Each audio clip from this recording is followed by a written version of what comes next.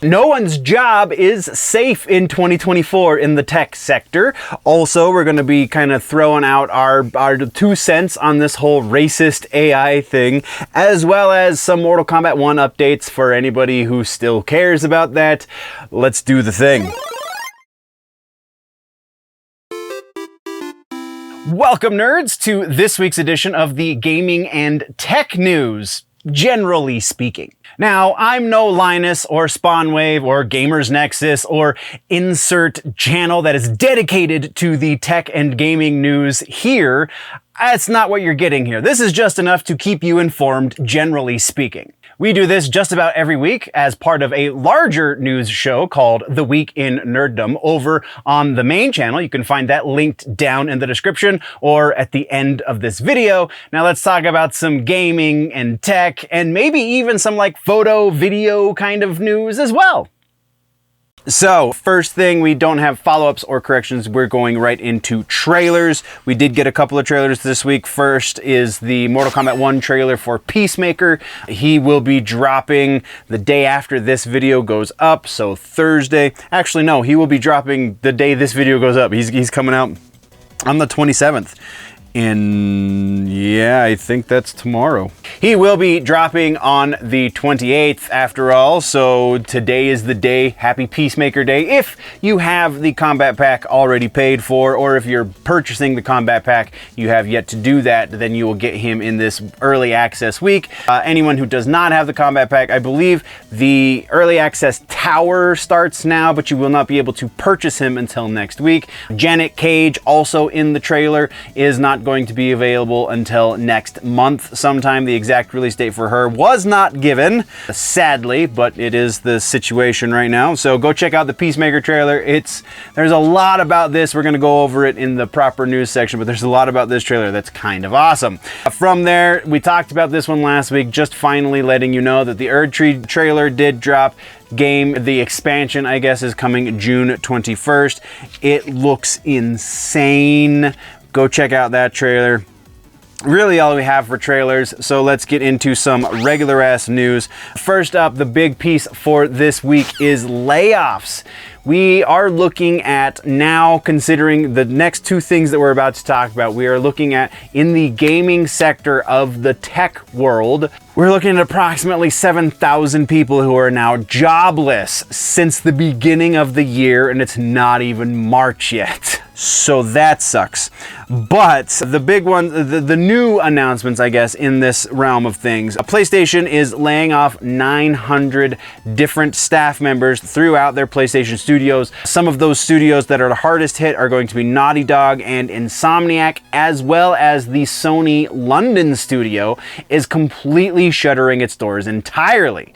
So this is pretty huge. And then on the back of that, Supermassive, the gaming producer that gave us Until Dawn, and I can't remember the other things because they're not in the notes, but Until Dawn, those guys are laying off approximately 90 workers, which doesn't seem nearly as significant until you consider the fact that they only have 300 workers, and so they're laying off approximately a third of their workforce. So that is quite significant.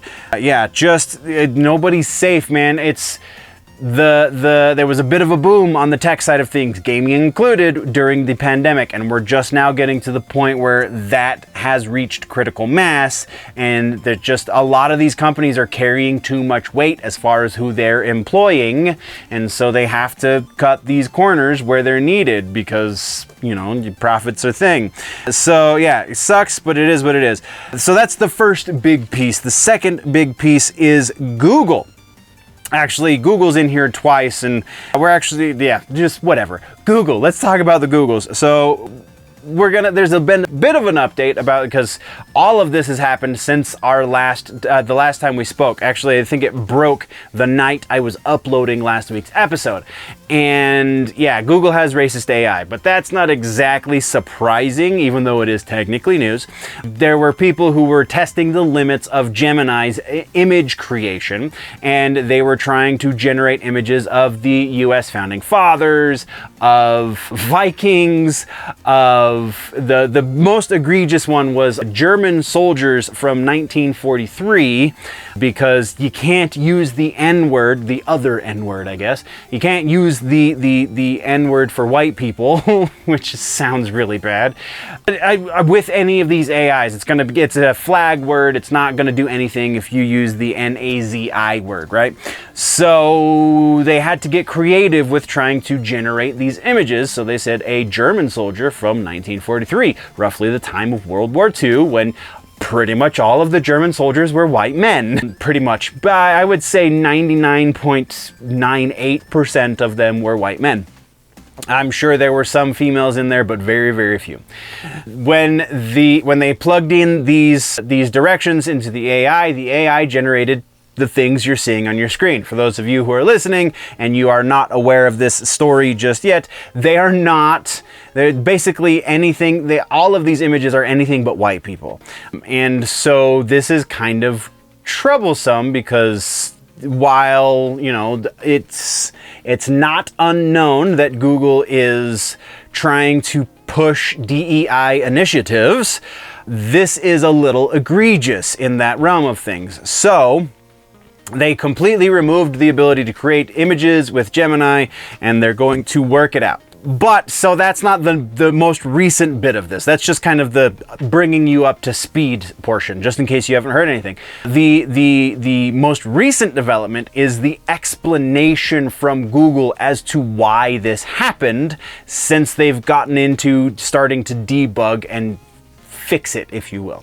The reason they gave for this happening is that they overcorrected, their word, they overcorrected because the original image generation inside of Gemini, if you asked for a doctor, very nondescript, just generally speaking, a doctor, it gave you a white male doctor. Or if you asked for a lawyer, if you asked for certain things, it was always generating white male insert thing here, which, I mean, it is trained on images. It is trained on thousands upon thousands upon thousands of images that fall into these categories. So if it's generating this, it's because all of the categorized images that you built your AI model on fall into these generalizations as well, probably overwhelmingly so.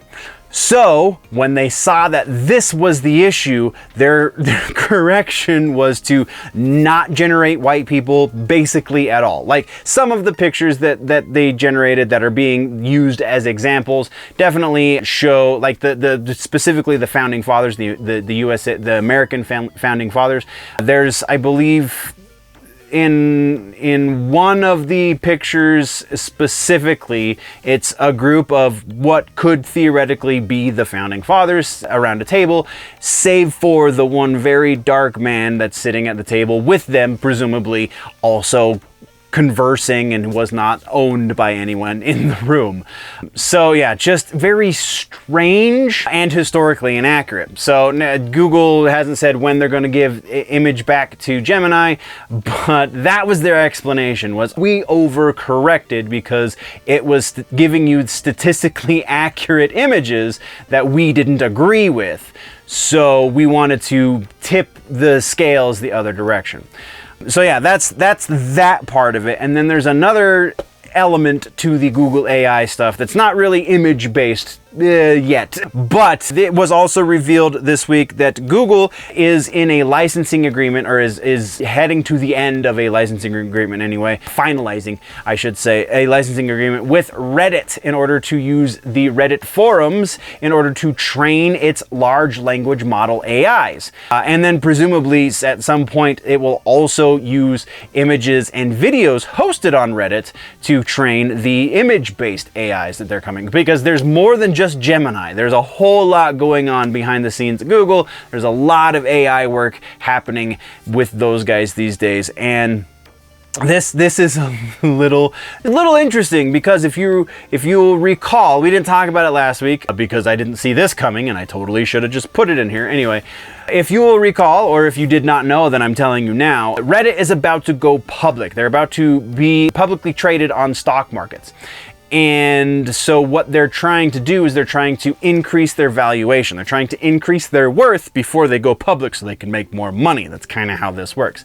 And also, it's very interesting timing considering not that many months ago was the big issue with their API. The back-end usage of their API, they started charging for and was a big deal. And now Google is paying them approximately $60 million a year to have access to their API so that it can train its own AIs. So it's just kind of a whole lot of corporate gobbledygook, and hopefully something good will come of this, but if you've been to Reddit recently, that doesn't seem super likely.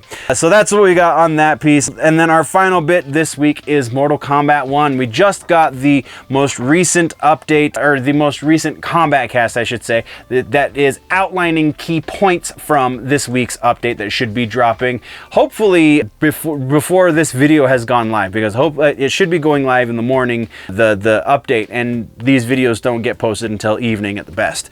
So the things that were covered in this most recent update are as follows.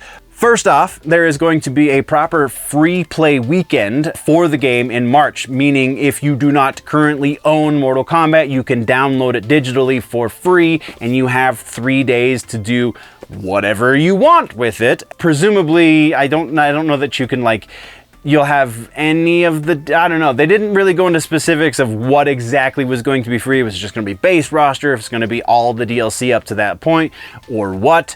But March 7th through the 10th is going to be the free play weekend, so you can download and play with your friend who's really obsessed with some Mortal Kombat and still playing, because the community is a little torn apart, but we're going to get to that at the end of this piece.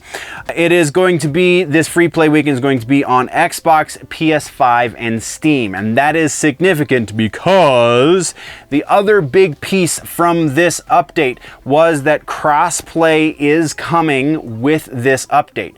So as of the availability of Peacemaker, we are going to have crossplay, and that crossplay is going to be across all platforms minus Switch. It seems that all of the multiplayer game types, so not Invasions obviously, but King of the Hill, I don't know that I heard them explicitly say King of the Hill, so once the patch notes are released, we'll be able to go through that, or just play some King of the Hill. But they did say explicitly that Combat League is going to be crossplay, and basically any of the practice modes and any of the other casual play modes, all of that is obviously going to be crossplay. That was crossplay in Mortal Kombat 11. It's all going to be crossplay not just between Xbox and PlayStation, but it's also going to include Steam and the Epic Game Store. So the PC is going to be included in this crossplay this time as well. So that's going to be pretty freaking awesome. That is one of the big things that a lot of the community that is up in arms about what's missing from this game. That is one of the big things that they've all been asking for. So that's a step in the right direction. That being said, however, no address of the netcode issues, no address of the Forever King game mode or the Combat Shrine game mode, or whatever the hell it's going to be. None of that was addressed, and none of that is likely going to be updated with this season. But still, there is a step in the proper direction. Other things of note that were made known in this combat cast is Peacemaker is not just coming to Mortal Kombat 1, he's also coming to the 2 NetherRealm mobile games, those being Onslaught as well as Injustice 2 mobile, both of them going live the same day as he goes live on Mortal Kombat 1, being February 28th. Today, hopefully, as you're watching. And that's really it. So one decent step in the direction of all of the naysayers, we'll call them. And then the rest of it is kind of fan service, and Janet Cage, no specific date was given for her release, though I could just be not remembering it and it's in the trailer and I just didn't write it down. So there you go. That's what we got for Gaming and Tech this week, except for Gaming and Tech suggestion this week. We're talking Mortal Kombat 1 again. I feel like there is a lot about this community that I love, and there is a lot about this community that I don't fully understand.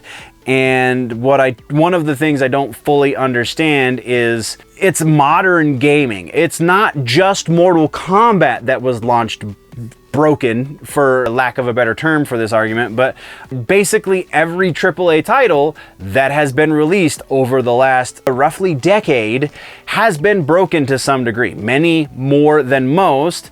And I don't know that there was ever a point in time where Mortal Kombat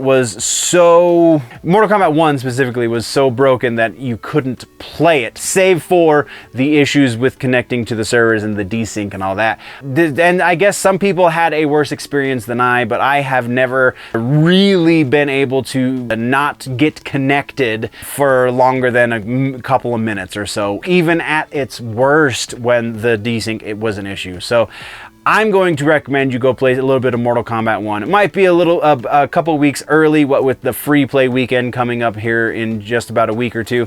But either way, that's your recommendation for the week. That brings us to the end of the video, nerds. Thank you very much for joining me for the news. Once again, there is a full and probably much more up-to-date and recent episode of the news, the full-length version, if you will, called The Week in Nerddom over on the main channel, linked down in the description, and probably link popping up somewhere around my face right about now. So click on that, go check that out as well, or if you prefer your news in more truncated pieces, then by all means just stick around here and go check out some of the other stuff we offer on this channel. Thank you very much for joining me. We will see you in the next one. Before we go, always remember, nerds, that if it is generally nerdy, it's probably here.